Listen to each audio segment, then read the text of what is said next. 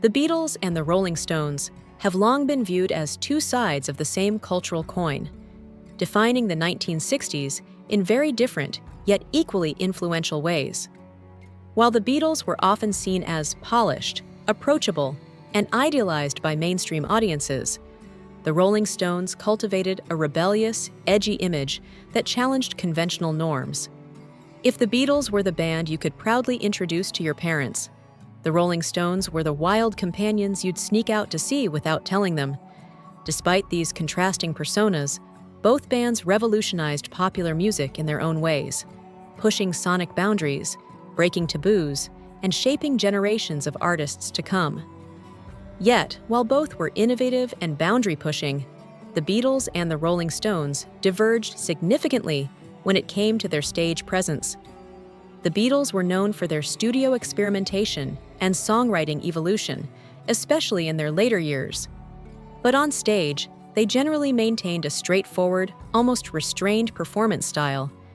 They didn't rely on flamboyant moves, extended solos, or crowd interaction beyond polite banter.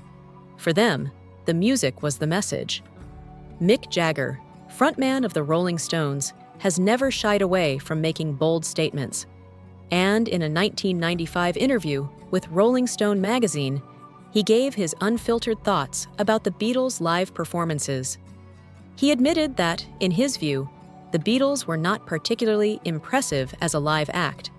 Jagger believed that, while they may have been more compelling in their early days performing in Liverpool's Cavern Club, they didn't maintain that raw energy as their fame grew.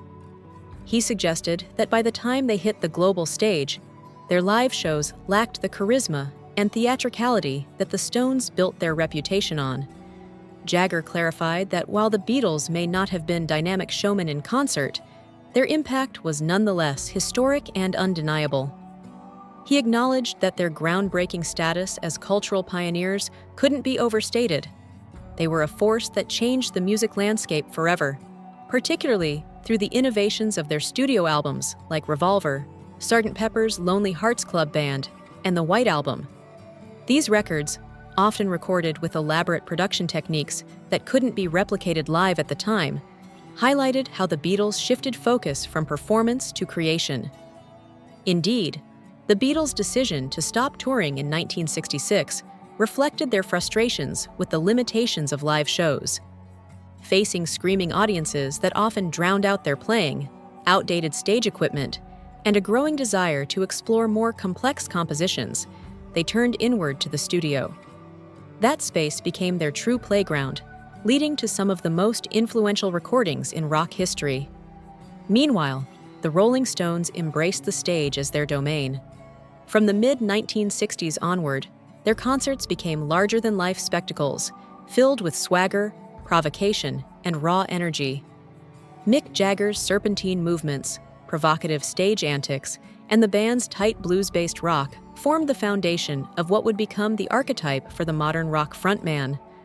Over time, their live shows grew in scale and ambition, setting the standard for arena and stadium performances well into the 21st century. So, when Jagger described the Beatles as not being a great performing band by modern standards, he was referencing a difference in philosophy and presentation more than talent. While the Stones aimed to dazzle and provoke, the Beatles chose introspection and musical innovation. Jagger later emphasized that their legacy remained unparalleled, and that the cultural and musical doors they opened were essential for acts like the Rolling Stones to walk through. Ultimately, comparing the two bands is less about determining superiority and more about recognizing different artistic priorities. The Beatles transformed the studio into an instrument. The Rolling Stones turned the stage into a battleground.